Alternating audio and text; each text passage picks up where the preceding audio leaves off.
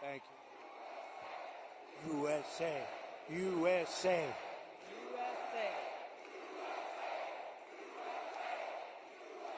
We love our country. We love our country, don't we? It's amazing. And it's a great country, but we have to take it back because our country's not feeling so well nowadays, and we're going to bring it back, and we're going to make it healthy and beautiful and better than ever. And it's really, this is some crowd, and you can duplicate the crowd outside. So if anybody would like to give up your seat, that would be okay. No? Let's have a good time. Thank you very much, everybody.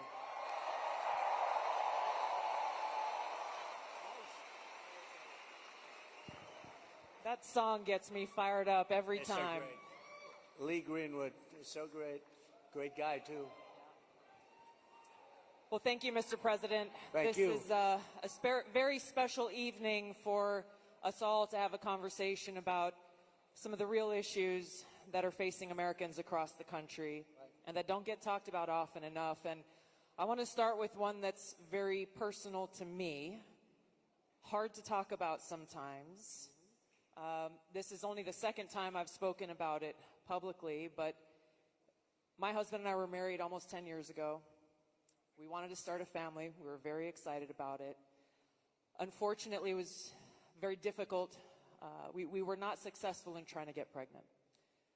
For us, IVF seemed to be the only option and the last resort. As you know, it's a pretty difficult process. It's very, very expensive. I was in Congress at the time, traveling. I would carry the medicine that I had to administer shots to myself sometimes in an airport bathroom.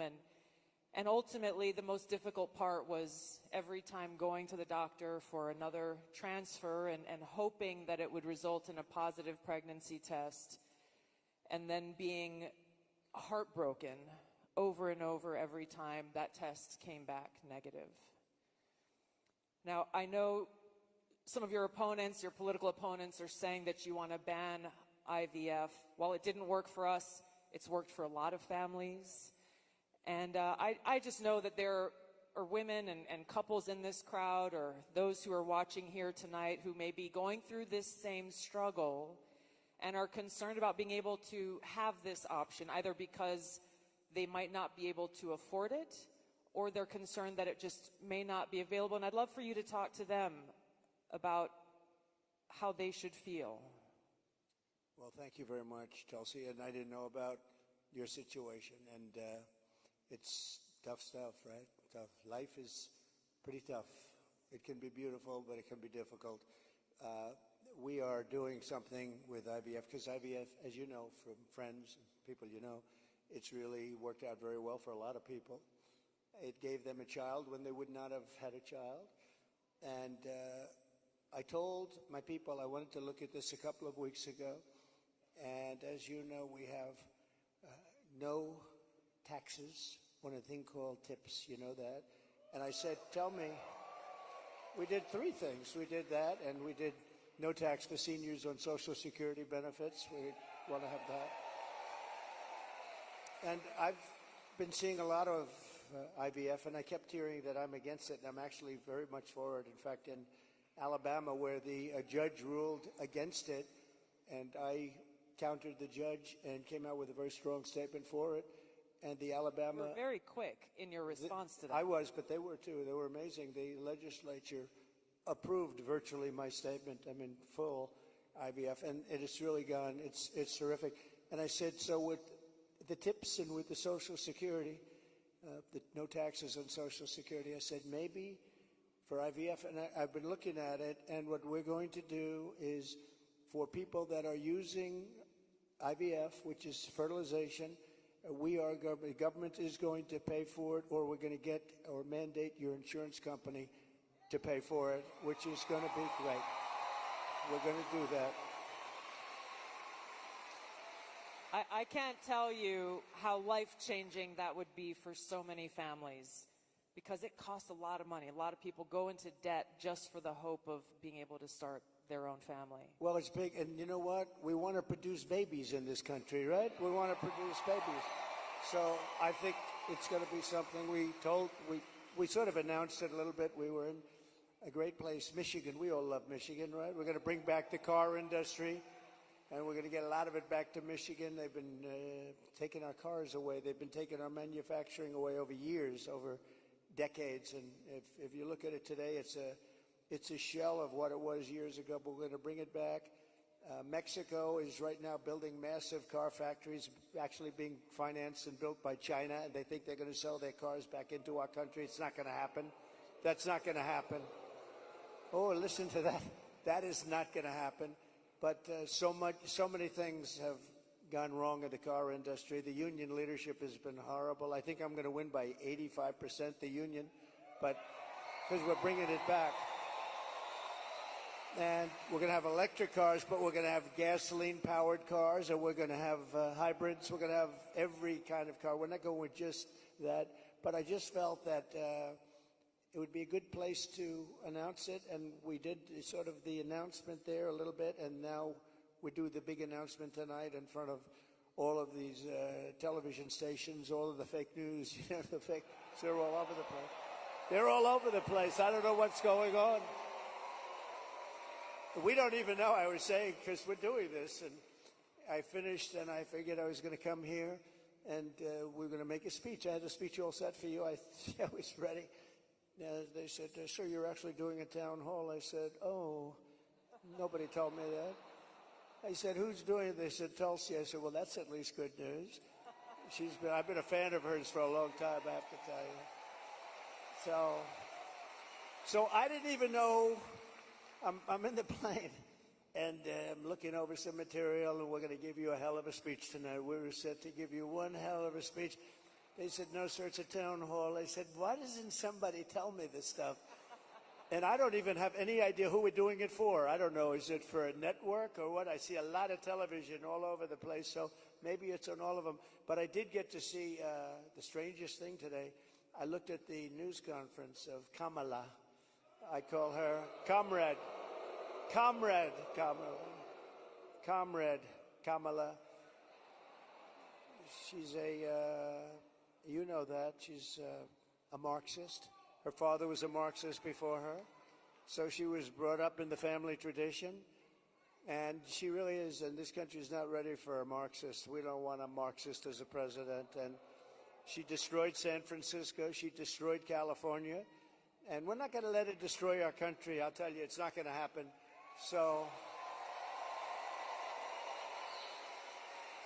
but just to finish, so for some reason she doesn't want to talk to anybody. So she's either not the smartest light in the ceiling. I'm trying to be nice here. I want to be. They say, be nice, sir, be nice. It's hard to be nice when somebody is destroying your country and wants to destroy your country. It's hard to be like nice. But she is, she was a terrible vice president. She was a terrible border czar, worst in history probably, not just in this country. But the border, millions and millions of people, I say 20 million plus, have poured through the border during their term. I had the safest border in the history of our country. They have the most unsafe border in the history of the world. And they're coming through, and many of them are from prisons and jails. There's a slight difference, as you know, prisons and jails. Many are from mental institutions and insane asylums, and many are terrorists, and they're pouring into our country at a level. I don't know if you saw the news today, Tulsi. They had a lot of them, Venezuelan people with lots of machine guns taking over a building someplace. I'm looking, I'm saying, where is that? They went in and they took over a building. This is just the beginning. They're taking their criminals from all over the world, not just South America, not just Venezuela, which you've been reading about, all over the world. They're taking their criminals and they're dumping them into the United States. Kamala is allowing it to happen. And they actually want to give them papers. They want to make them citizens, and they want to give them your Social Security. They want to give them your Medicare. And your Social Security will collapse under her. I'm the one that's going to protect the Social Security. But they're coming. I will totally protect, as I did for 4 years. And there was no age increase. There was no anything. We're going to protect. You know, they destroy you with inflation, and then they want to destroy your Social Security. It's not going to happen. But this is going to be the most important election in the history of our country. So I just want to say that it's an honor to be with you tonight. It's a forum that's very different because I have no idea who the hell is broadcasting it. But all we'll do is we'll talk because we're friends. I love this state. I gave them Marinette. We gave them a very big, you know, Tulsi, we have a ship contract. And as you know, we gave Marinette yards, but we gave them a tremendous contract. They wanted it all over the country. I said, we're going to get it for Wisconsin, and it's a big one. And they're doing a great job, I understand. So we got that. And we're going to have a good time tonight. So let's go. Mr. President, you talked about immigration. We actually have Amber here who's quite concerned about that, and she's got a question for you.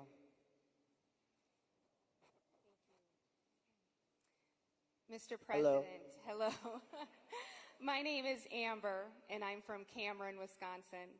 I have 3 beautiful children, and I'm torn on who to support. My youngest daughter is here tonight. My oldest son is 18, and he just started trade school this week. Very proud of him. My concern is that illegal immigration is threatening opportunities for my children. I worry that it's taking away jobs from Americans. I'm wondering, what will you do about that? All right, well, it's great. I think I'll stand up and, do you mind if I turn around? Thank you, Amber, very much. And you're right. I'll tell you, we have the people that I'm talking about. They're pouring in at levels never seen before. They're coming in by millions and millions, and a lot of them are taking the jobs for the black population, the Hispanic population, and unions are going to be very badly affected because, and I was talking to some of the union heads who I actually do get along with, but they're very concerned about it because the jobs that are, the people that are coming in are just taken, and it's going to start with the black population. African Americans are losing their jobs, and I don't know if you heard the latest statistic that of the jobs that these people created, which is very little, every single job was taken, about 107% was taken by illegal immigrants. There's been no job creation from them. The jobs were filled by illegal immigrants. With all of that being said, I want to give you a very positive answer. We're going to win this election. We're going to turn this country around. We're going to become an unbelievable growth country. And your boy is going to have the greatest job. And you want to have a lot of choice with jobs. You know, you want them to go up and they get up and they, it's hard to believe I have that the way I get treated. But I look forward to every day because we're going to make America great again. So I really do. I look forward to it. That's right. But we're going to create a lot of jobs. We're going to create. Does he want to stay here? Or does he want to go to a different state or anything? Yeah, someplace in the Midwest. But this is a good place to stay, right? Wisconsin. So we'll be creating tremendous jobs for our country, and we're also turning away. You know, we're going to be closing the border, really closing it. By the way, did you see? So Kamala was for defunding the police. She was for open borders. She was for everything that you're not against. I could go through 14 different. She's changed on every single one of them. In fact, I think we should see the man in the red hat and the beautiful woman in the red hat says, "Make America Great Again." Perhaps we should give Kamala a "Make America Great Again" hat, right? But the problem is, that's not her belief. Her belief is open borders. Her belief is getting rid of Social Security. Her belief is doing all of these plans like for health insurance, where you have one big government-run mess. And if you have private plans, a lot of the people in this room have private plans. They're incredible plans. They worked hard to get those plans, and that's what they want. But with her, she wants to have, it's really a communist type of government. And I just saw her, Tulsi, she was sitting behind a desk doing this interview, And I said, Dana Bash, you could make yourself big tonight. All you have to do is be fair. I haven't seen the questions, but they gave out a sample. In fact, she's going to be on later on tonight with a taped. It was a taped. We're doing it live. Why are we doing it live and she's doing it taped? But that's right. He's real. But she was sitting behind that desk, this massive desk, and she didn't look like a leader to me, I'll be honest. I don't see her negotiating with President Xi of China. I don't see her with Kim Jong-un like we did with Kim Jong-un. So we're going to have to see what happens. I'll tell you what, November 5th is going to be the most important day in the history of this country. Go big.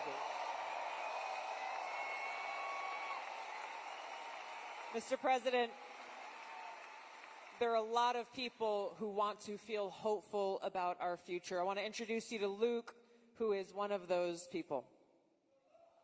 Hi. Hello, Mr. President. Good-looking guy. Thank you. My name is Luke Pulaski, and I'm a junior here at the University of Wisconsin-La Crosse. I'll be voting for the first time in November, and I'm researching each candidate. I have 2 questions for you. First, as I've been living on my own and buying my own gas and groceries, I have noticed that everything has become more expensive.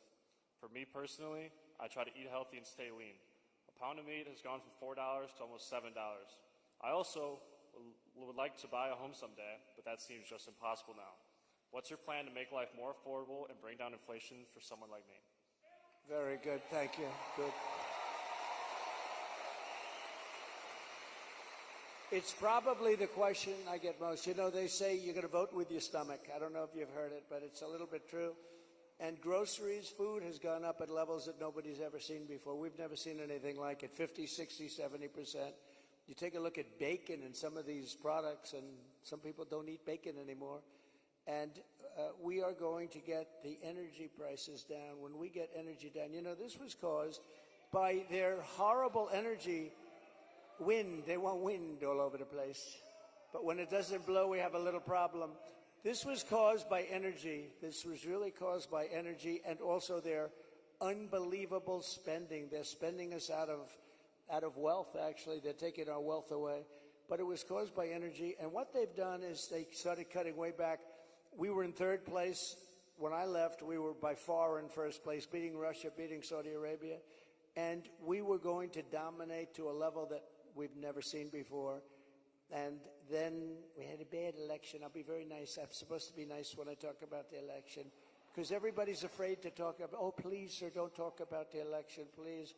You know, if you can't talk about a bad election, you really don't have a democracy if you think about it, right?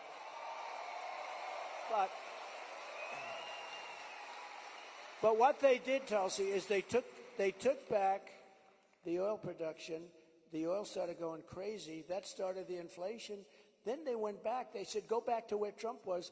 The problem is that we would have been 3 times that level right now. We would have been so dominant over Russia and Saudi Arabia. Look, Saudi Arabia, Russia, a lot of oil. We would have had more. You know, we had something in Alaska, Anwar, that I created. I mean, Ronald Reagan wanted it. You remember? Ronald Reagan wanted it. They all wanted it. And I got it approved. Nobody was able to get it approved. I got it approved. And the first week in office, they turned it back. They said, no, it's the biggest site possibly in the world. Could be bigger than Saudi Arabia. Well, we're going to start that up. We're going to become the energy capital of the world. We're going to pay down our debt, and we're going to reduce your taxes still further. And your groceries are going to come tumbling down, and your interest rates are going to be tumbling down. And then you're going to go out, you're going to buy a beautiful house, okay? You're going to buy a beautiful house. That's called the American dream. The American dream. Thank you. Mr. President, I want to ask you a question about national security, but first I think it's important to point out what Luke is talking about, the cost of groceries, the cost of gas, the cost of housing, mortgages, rent, everything has gone up.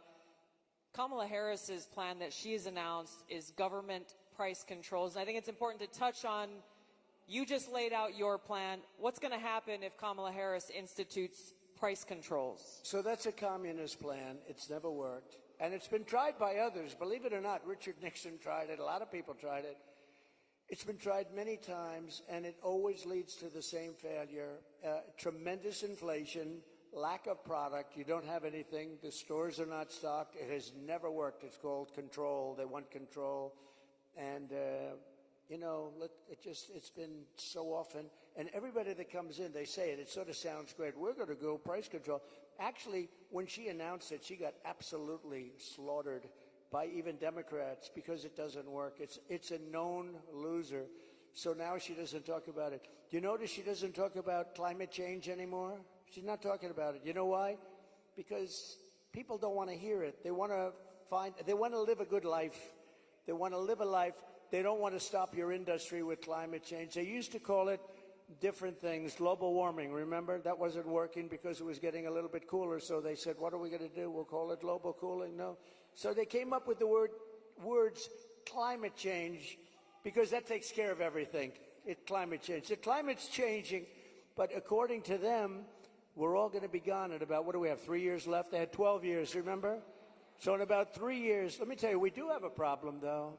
It's climate change, but a different kind of climate change. It's called nuclear global warming. We can say that's global warming. And if we don't have a smart president, you have 5 nations now with pretty massive nuclear power. Some have very massive, including us and Russia. China's behind, way behind, but within 4 or 5 years, they'll catch up. And we don't want them to catch up. Look, the biggest problem, in my opinion, the biggest problem our country has, the biggest problem the world has, is nuclear weapons. They are a destructive force, the likes of which nobody has ever seen before. And we have to make sure they're never used. We have to make sure it's not going to happen. You're exactly right. You brought up Ronald Reagan already. Ronald Reagan famously said, a nuclear war can never be won and should never be fought. And I think it's interesting you talked about climate change, Mr. President. The Democrats and Kamala Harris, they were quick to talk about how climate change is an existential threat.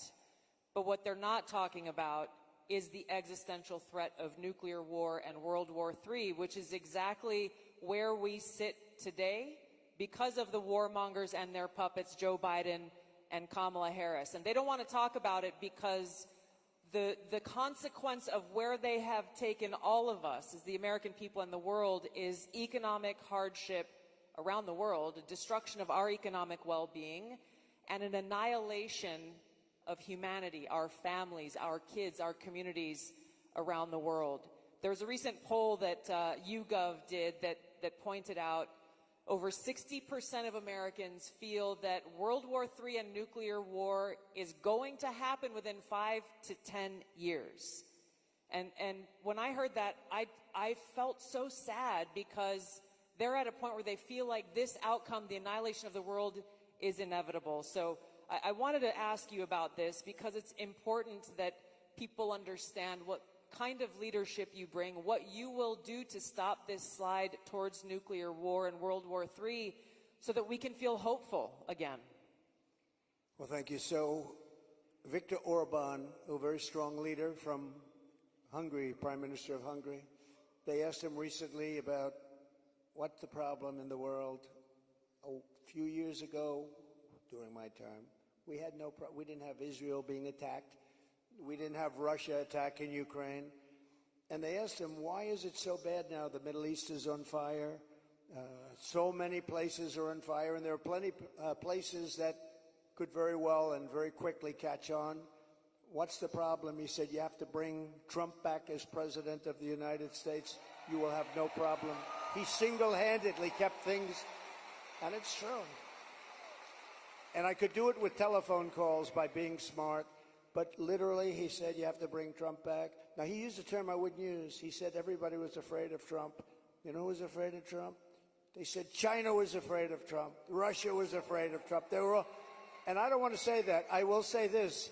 They respected me and they respected our nation. They don't respect our nation anymore. They don't respect our nation anymore. Think of it. What would the world be like if Russia didn't do what they did, and they would have never done it? I used to speak to Putin about it. I had a very good relationship. No chance. You know what happened, I think, Afghanistan, when he saw the horrible leadership that we displayed in Afghanistan. I think he said, wow, this is a time to go in, because I wasn't there. He would have never done it if I was president, and Israel would have never been attacked. Think of it. What would this world be like? You wouldn't have had that disaster. And it wasn't leaving Afghanistan. And they should have kept Bagram. That's the big air base. It's 1 hour away from where China makes its nuclear weapons. They didn't keep it. You know who occupies it now, Tulsi? China occupies it. So we have, if you have the right president, and we don't right now, do we even have a president? He just came in.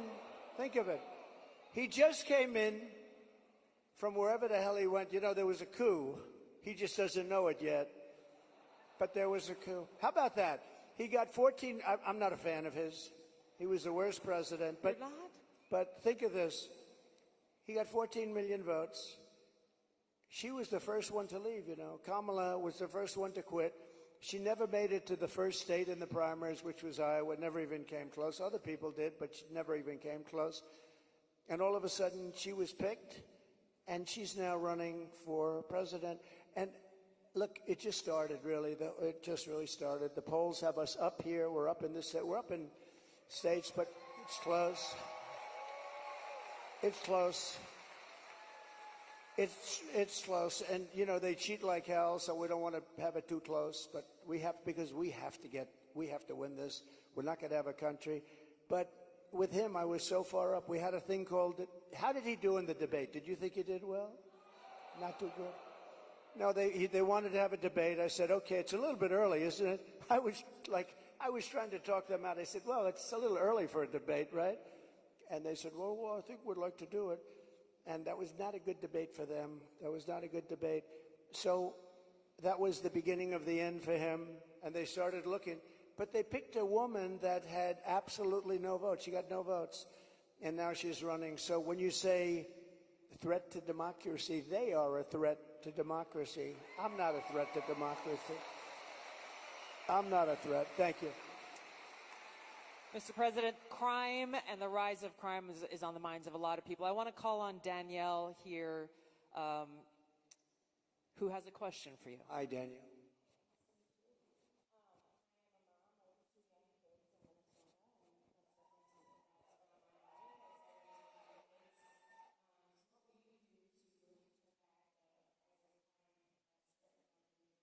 Well, you need, and you get a lot of those questions from Minnesota. But you get a lot of those questions because Minnesota, I mean, they picked this guy.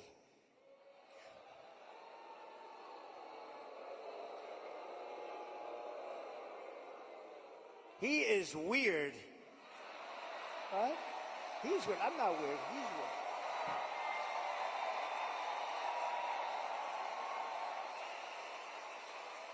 No, he's a weird guy. He's a weird dude. You know, see, they come up with sound bites. They always have sound bites. And one of the things is that JD and I are weird. That guy is so straight. JD is he's doing a great job, smart, top student, great guy. And he's not weird, and I'm not weird. I mean, we're a lot of things. We're not weird, I will tell you. But that guy is weird, don't you think? You know, he signed for, and this is, who would think that this is even happening in our country with men playing in women's sports and all of this, but he has it at a level that nobody can believe. A bill that every boy's bathroom will have tampons, okay? Hence his name, Tampon Tim. But think of it. Think of it. And you know, on the question of abortion, he is the one, abortion in the 9th month. And if the baby in Minnesota, and I'd love to win Minnesota because those people aren't digging this guy. They're not digging this guy. But think of this. 6 states, Minnesota's one of them. If the baby is born, you're allowed to execute the baby think of that, after birth in Minnesota, you're allowed to execute. And you remember the former governor, not the current governor, who's terrific, Len Youngkin. We're going to win maybe Virginia. We could do that. But the former governor, and he said, you sit the mother down and the father down, you sit them down and you talk, and the baby is born and you make a decision what to do. He meant, do you execute the baby after birth? And according to what they have passed and legislation, in Minnesota, they're allowed to execute the baby after birth. And this guy is a participant. And that's why she picked him, because she is, in fact, a Marxist/communist. Remember, I'd say all the time, our country will never be socialist, right? We will not have a socialist. Well, I was right. We skipped socialism. We went to communism. This woman has to be stopped. Mr. President, we have time for one final question. I don't know if we can get a mic to Bernardo. He's got an important question, given very soon we will be honoring the anniversary of September 11th and all of the lives that were lost on that tragic day and that tragic attack where we were attacked by radical Islamist terrorists. And Bernardo wanted to share his thoughts and had a question for you on this. Thank you. Mr. President, my name is Bernardo. I'm a voter here in Wisconsin, live in the wonderful La Crosse County here, and I'm also a father of 8. I have 7 here with me.